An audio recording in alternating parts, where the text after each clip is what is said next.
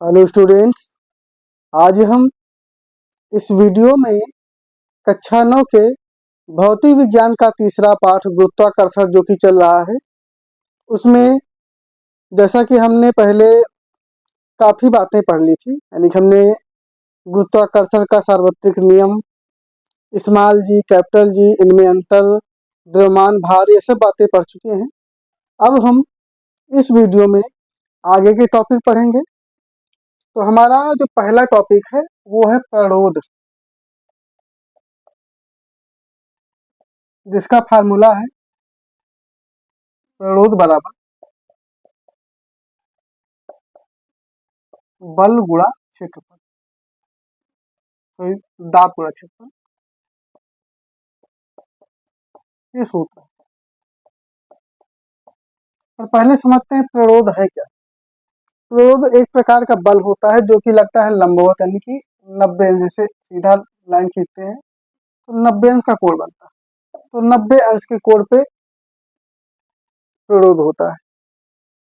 तो ये बताएंगे कि प्रणोद किसी वस्तु के लंबवत लगने वाला बल है। तो किसी वस्तु के लंबवत लगने वाले बल को प्रणोद कहते हैं। तो परिभाषा याद रखेंगे कि किसी वस्तु के लंबवत लगने वाले बल को प्रणोद कहते हैं। प्रणोद का सूत्र है प्रणोद बराबर दाब गुणा क्षेत्रफल। दाब और क्षेत्रफल का गुणा करेंगे तो प्रणोद निकल आएगा। जैसा कि हमने बताया प्रणोद एक बल है, तो इसका जो मात्रक होगा वो होगा न्यूटन। ये प्रणोद का मात्रक होगा। तो प्रणोद एक टॉपिक हो गया। एक टॉपिक है दाब। अब जो दाब है यही से बना है, सूत्र बना है, तो दाब बराबर, अब प्रणोद ऊपर है और क्षेत्रफल चला जाएगा बटा में, ये बन गया सूत्र। अब परिभाषा की बात करें तो किसी वस्तु पर प्रति एकांक क्षेत्रफल पर लगने वाला प्रणोद दाब कहलाता है। फिर से रिवाइज कर लेते हैं। किसी वस्तु के प्रति एकांक क्षेत्रफल पर लगने वाले प्रणोद को दाब कहते हैं। जैसा कि पहले ही बता चुके हैं कि जो प्रणोद है एक प्रकार का दाब है। तो ये हो गया सूत्र। अब मात्रक की बात कर लेते हैं। जैसे प्रणोद का मात्रक न्यूटन था, अब इसके अगर हम मात्रक की बात करें तो प्रणोद का मात्रक न्यूटन है और क्षेत्रफल का मात्रक होता है मीटर स्क्वायर, यानी कि न्यूटन प्रति मीटर स्क्वायर। ये है दाब का मात्रक। दाब का एक मात्रक और है पास्कल, क्योंकि जो वैज्ञानिक थे जिन्होंने खोजा है उनका सरनेम है पास्कल, उनके नाम से पास्कल। तो पास्कल को शॉर्टकट में पी ए लिखते हैं। जैसे न्यूटन प्रति मीटर स्क्वायर शॉर्टकट में लिखेंगे N by m square, newton per metre square. तो यहाँ भी न्यूटन शॉर्टकट में एन हो जाता है। तो उम्मीद करते हैं कि प्रणोद और दाब समझ गए हैं। अब बात करते हैं कि दाब को प्रभावित करने वाले कारक कौन कौन से। जैसे यहाँ पर टॉपिक लेते हैं, दाब को प्रभावित करने वाले कारक। प्रभावित करने वाले कारक, तो दो कारक होते हैं जो दाब को प्रभावित कर सकते हैं। अब वो किस प्रकार से करते हैं ये बात करते हैं। लेकिन इनके प्रकार को समझने के लिए हम सूत्र का शॉर्टकट लेंगे। जैसे दाब, दाब को प्रदर्शित करते हैं पी से, तो पी बराबर प्रणोद क्या है, एक प्रकार से बल है, तो बल का प्रतीक होता है एफ, फोर्स, बटा क्षेत्रफल का होता है ए, यानी एरिया। तो ये सूत्र का शॉर्टकट हो गया। जैसे इसका हम शॉर्टकट बनाए तो F equal to P A, इसका शॉर्टकट बन जाता है। अब हम बात करते हैं कारक की। तो एक कारक इसमें हो जाता है बल, यानी प्रणोद जो प्रभावित करता है, और दूसरा कारक है क्षेत्रफल। अब ये किस प्रकार से प्रभावित करते हैं देखते हैं। जैसे पौध पी है तो लिखेंगे पी प्रोपोर्शनल एफ, इसको लिखेंगे पी प्रोपोर्शनल, अब एफ तो ऊपर था, तो एक ही बात करते हैं कि क्षेत्रफल ए होता है, ए नीचे है तो ऊपर कुछ नहीं, तो एक, तो एक बटा ए। पहले के अनुसार दाब प्रतिरोध के अनुक्रमानुपाती होता है, यानी कि जब प्रतिरोध बढ़ता है मतलब बल बढ़ता है तो दाब बढ़ता है, प्रतिरोध घटता है तो दाब घटता है, सीधी सी बात, क्योंकि दोनों समानुपाती है। यहाँ पे प्रतिरोध अनुक्रमानुपाती है किसके? क्षेत्रफल के। मतलब अगर क्षेत्रफल बढ़ेगा तो जो दाब है वो घटेगा, क्योंकि जो दाब है वो बल के व्युत्क्रमानुपाती। तो अगर क्षेत्रफल बढ़ेगा तो दाब घटेगा, अगर क्षेत्रफल घटेगा तो दाब बढ़ेगा, ये उल्टा है। तो ये बात याद रखेंगे कि जब भी अनुपाती हो तो एक बढ़े तो दूसरा बढ़ता है, एक घटे तो दूसरा घटता है, और जब व्युत्क्रमानुपाती हो एक बढ़े तो दूसरा घटता है और दूसरा बढ़े तो पहला घटता है। तो इस प्रकार से दो कारक हो गए, प्रतिरोध हो गया और दूसरा क्षेत्रफल हो गया। प्रतिरोध बढ़ रहा है तो दाब बढ़ रहा है और क्षेत्रफल बढ़ रहा है तो दाब घट रहा है। तो एक टॉपिक हो गया प्रतिरोध, एक हो गया दाब, एक दाब को प्रभावित करने वाले कारक। तो तीन टॉपिक उम्मीद करते हैं क्लियर हो गए होंगे। तो इसके बाद अब आगे बात करते हैं। जैसे हम थोड़ा सा बात करते हैं तरल की, क्योंकि जो अगला टॉपिक है वो तरल से आता है। तो तरल तो लिखने की कोई जरूरत नहीं, समझ ही रहे हैं तरल क्या होता है। जो द्रव अवस्था में है वो तरल है, गैस अवस्था भी तरल होती है। तो जो तरल होती है, तरल द्रव अवस्था में भी होते हैं और गैस में भी होते हैं, क्योंकि अभी तरल की जरूरत पड़ने वाली है हमें अगले टॉपिक पे। तो ये समझ लें कि जो द्रव और गैस है दोनों को तरल माना गया है। अब हमारा जो मेन टॉपिक है वो है उत्प्लावन। उत्प्लावन यानी हम एक उत्प्लावन बल के बारे में पढ़ें। इसके लिए उदाहरण लेते हैं, जैसे कि मान लीजिए कोई पानी कंटेनर है, अब इसमें पानी भरा है, तो जब कोई वस्तु हम इसमें पानी डाल रहे हैं, अब कोई वस्तु जब डाल रहे हैं तो ये जानते हैं, क्योंकि अध्याय का नाम है गुरुत्वाकर्षण, तो पृथ्वी प्रत्येक वस्तु को अपनी ओर आकर्षित करती है। अब कोई वस्तु आ रही है तो ये क्या है कि पृथ्वी इसको अंदर की ओर खींच रही है। तो एक बल लग रहा है जिस बल को गुरुत्वाकर्षण बल या गुरुत्व बल कहते हैं। गुरुत्व बल कहें या गुरुत्वाकर्षण बल। तो नीचे की ओर गुरुत्व बल लग रहा है। अब ये तो नीचे की ओर लग रहा है, पर इसके विपरीत एक बल ऊपर की ओर लगता है जो पानी लगाता है। ऊपर से नीचे तो वस्तु लगा रही है और नीचे से ऊपर जल लगा रहा है बल। इस बल को बोलते हैं उत्प्लावन बल। अब वो यानी जो सामान हम पानी में डाले वो सामान तो नीचे को भाग रही है, क्योंकि गुरुत्व बल ढकेल रहा है पानी के अंदर, लेकिन पानी ऊपर को वस्तु को ढकेल रहा है क्योंकि नीचे से लग रहा है क्या? उत्प्लावन बल। इसी का वस्तु में पानी में तैरती है। जैसे कि मान लीजिए हम कोई बर्तन या लोटा तो कुछ भी जब बाल्टी में डालते हैं पानी भरा हुआ, तो पहले पानी क्या करता है कि वो पानी ऊपर को ढकेलता है। तो यही बात है कि जब कोई वस्तु जल की सतह पर होती है तो ऊपर से गुरुत्व बल के कारण नीचे को भागती है, लेकिन जल उसकी विपरीत दिशा में ऊपर की ओर बल लगाता है। तो जो बल ऊपर से नीचे की ओर लगता है उसे गुरुत्व बल कहते हैं, और जो बल नीचे से ऊपर की ओर लगता है उसे उत्प्लावन बल कहते हैं। और ये दोनों बल आपस में बराबर हो जाते हैं, वो आगे पढ़ेंगे किस प्रकार होते हैं। तो यहाँ पे अब परिभाषा में क्या है, तो हम ये बताएंगे कि जब किसी तरल में किसी वस्तु को डुबोया जाता है तो उसमें ऊपर से नीचे की ओर गुरुत्वाकर्षण के कारण गुरुत्व बल लगता है, जबकि नीचे से ऊपर की ओर जल विपरीत दिशा में एक बल लगाता है। इस बल को उत्प्लावन बल कहते हैं। और जब गुरुत्व बल ज्यादा होगा तो वस्तु डूबेगी और उत्प्लावन बल ज्यादा होगा तो वस्तु तैरेगी। तो ये बात याद रखेंगे कि जब गुरुत्व बल लगता है ऊपर से नीचे की ओर, तब पानी नीचे से ऊपर की ओर उत्प्लावन बल लगाता है और इसी का बैलेंस बन जाता है। तो अब इसको समझने के लिए समझ गए होंगे कि जब किसी वस्तु को किसी तरल में डुबाते हैं तो वस्तु नीचे की ओर गुरुत्व बल लगाती है और जल ऊपर की ओर उत्प्लावन बल लगाता है, इसी कारण वस्तुएं तैरती हैं। तो इस घटना को बोलते हैं, जो गुण होता है इस गुण का नाम होता है उत्प्लावकता। मतलब कि जो वस्तुओं के तैरने का गुण है ये गुण है उत्प्लावकता। जो बल लगता है वो उत्प्लावन है, ये घटना उत्प्लावन बल है। तो ये तैरने वाले गुण का नाम उत्प्लावकता, घटना का नाम उत्प्लावन, और जिस बल के कारण तैरता है उस बल का नाम उत्प्लावन बल। तो उम्मीद करते हैं कि ये बातें समझ गए होंगे कि उत्प्लावन क्या है, उत्प्लावकता क्या है, उत्प्लावन बल क्या है। तो अब हम आगे बढ़ते हैं। जैसे उत्प्लावन संबंधी बात कर रहे हैं तो यहाँ पे कुछ कंडीशन है। एक कंडीशन ये है जिसमें हम गुरुत्व बल को अधिक कर देते हैं, उत्प्लावन बल को कम कर देते हैं।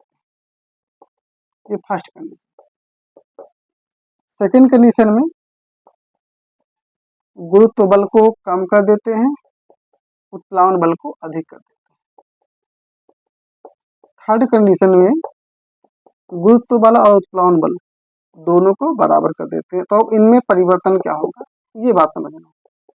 उत्प्लावन बल, तो ये पहली बात क्या कर रहे हैं कि गुरुत्व बल अधिक, यानी जो ऊपर से सामान पानी में डाली गई वो गुरुत्व बल ज्यादा है, उसका बल ज्यादा है, और नीचे जो पानी धकेल रहा है, बल लगा रहा है, उत्प्लावन वो कम। तो क्या होगा, सामान ज्यादा ताकत लगा रही, पानी कम ताकत लगा पा रहा, तो इसलिए क्या होगी, सामान डूब जाएगी। तो यहाँ पे हो जा डूबना। तो ये बात याद रखेंगे, वस्तु तभी डूबती है जब गुरुत्व बल अधिक होता है, उत्प्लावन बल कम होता है। ओके, इसका जो उल्टा करते हैं, जब गुरुत्व बल अधिक, सॉरी गुरुत्व बल कम है, उत्प्लावन बल अधिक, यानी जो सामान डाली गई अब वो सामान नीचे की ओर कम बल लगा पा रही है, जबकि नीचे से पानी ज्यादा बल लगा रहा है, तो वस्तु क्या करे, ऊपर फेंक देगा, तो सतह पर वस्तु तैरने लगेगी। तो तैरना होता है ये इस रीजन से होता है कि उत्प्लावन बल अधिक होता है।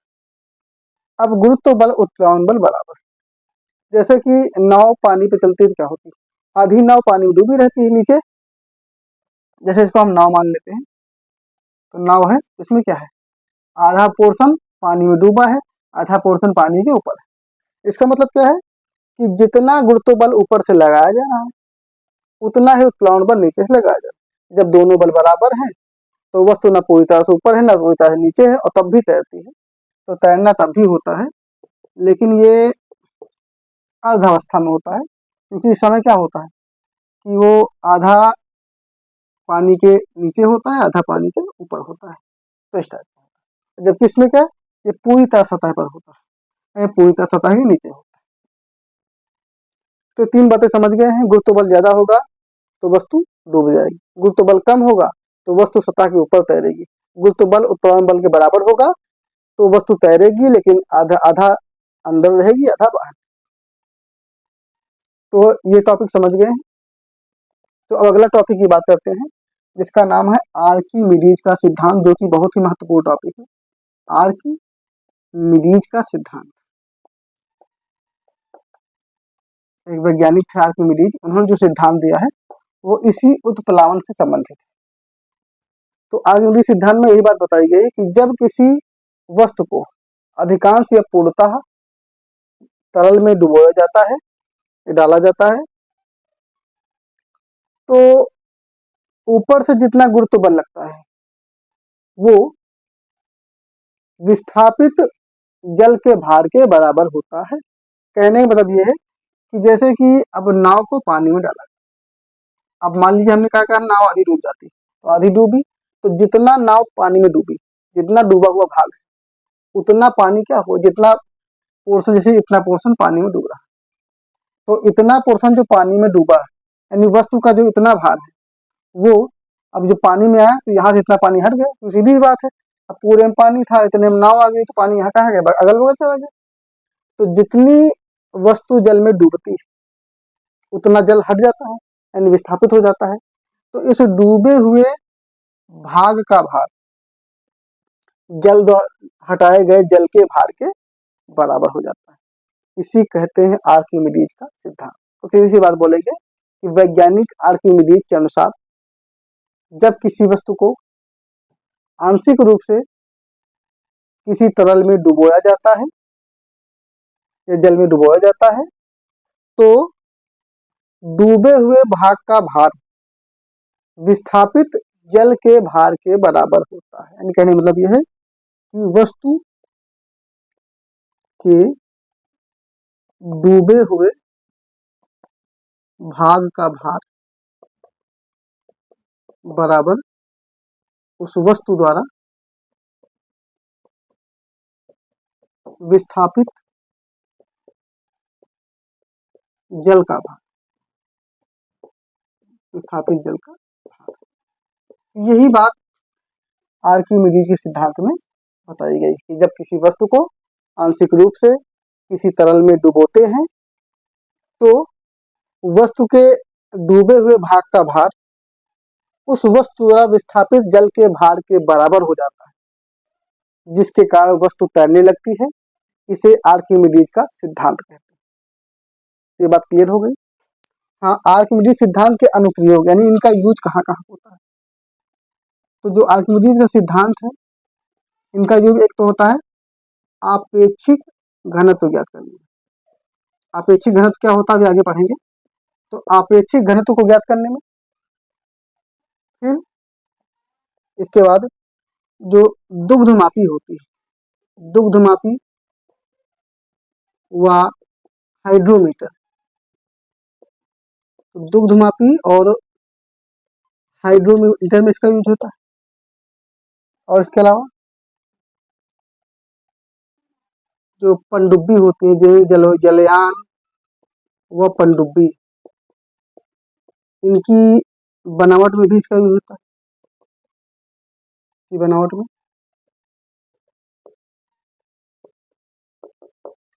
तो ये सब इसके यूज है कि आपेक्षिक घनत्व में, दुग्धमापी, हाइड्रोमीटर में, जलयान, पनडुब्बी की बनावट आदि में, इन सब में आर्किमिडीज के सिद्धांत का उपयोग होता है। तो ये बात क्लियर हो गई।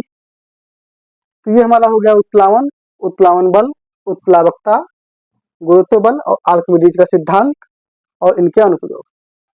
तो इसका स्क्रीनशॉट ले लीजिए। अब इस वीडियो में 2 छोटे छोटे टॉपिक और लेना है, उसके बाद फिर टॉपिक खत्म हो जाएगा। इसको मिटा दे रहे। अब हमें पढ़ना है घनत्व और आपेक्षिक घनत्व। तो घनत्व तो काफी बार पढ़े होंगे, घनत्व क्या होता है। तो घनत्व का जो सूत्र होता है द्रव्यमान बटे आयतन, फेमस सूत्र है। तो टॉपिक है घनत्व। तो घनत्व का सूत्र होता है घनत्व बराबर द्रव्यमान बटा आयतन, ये घनत्व का सूत्र। तो अब उसकी हम परिभाषा की बात करते हैं। क्या कहते हैं घनत्व को? डेंसिटी कहते हैं। तो घनत्व है क्या? तो किसी वस्तु के प्रति एकांक आयतन का द्रव्यमान उसका घनत्व कहलाता है। परिभाषा फिर से, किसी वस्तु के प्रति एकांक आयतन का द्रव्यमान उसका घनत्व कहलाता है। ये सूत्र है। अगर इसको शॉर्ट कर लिखें तो घनत्व को डी या फिर लो से प्रदर्शित करते हैं। द्रव्यमान m और आयतन v, ये शॉर्ट कर। अब मात्रक की बात करें तो द्रव्यमान का मात्रक क्या होता है? किलोग्राम।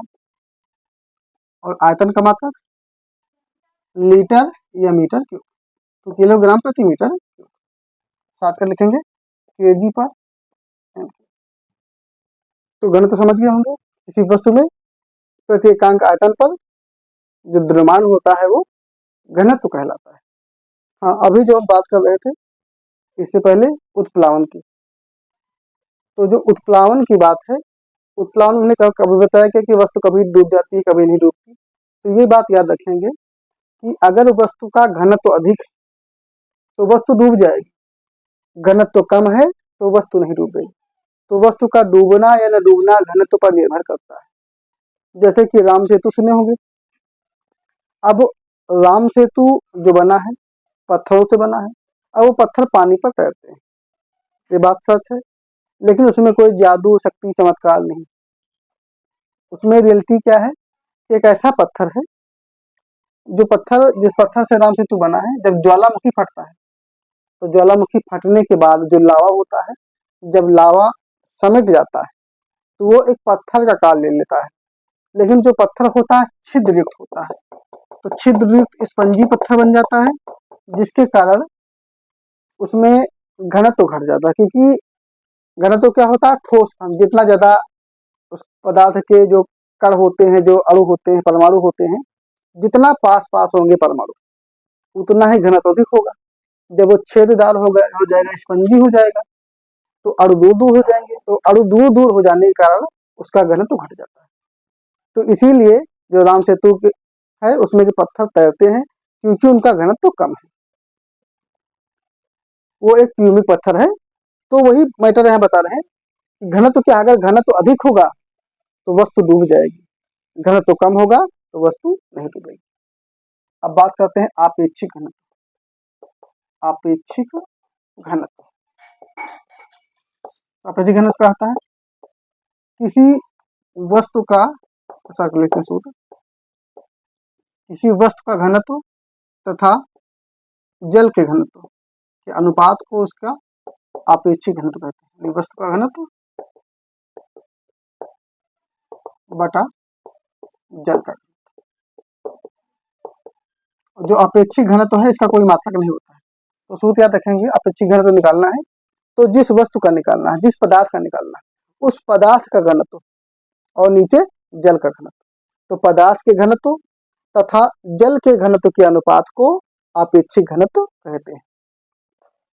तो इस वीडियो में हमने कई सारे टॉपिक क्लियर कर लिए हैं, जैसा कि प्रतिरोध, दाब, दाब को प्रभावित करने वाले कारक, फिर उत्प्लावन, आर्किमिडीज का सिद्धांत, आर्किमिडीज के सिद्धांत के अनुप्रयोग, उसके बाद फिर घनत्व, आपेक्षिक घनत्व। तो इस वीडियो में सारे टॉपिक कवर हो गए हैं। अब इसके बाद अगले वीडियो में अगले टॉपिक्स कवर किए जाएंगे। तो आज का वीडियो यहीं पर समाप्त करते हैं।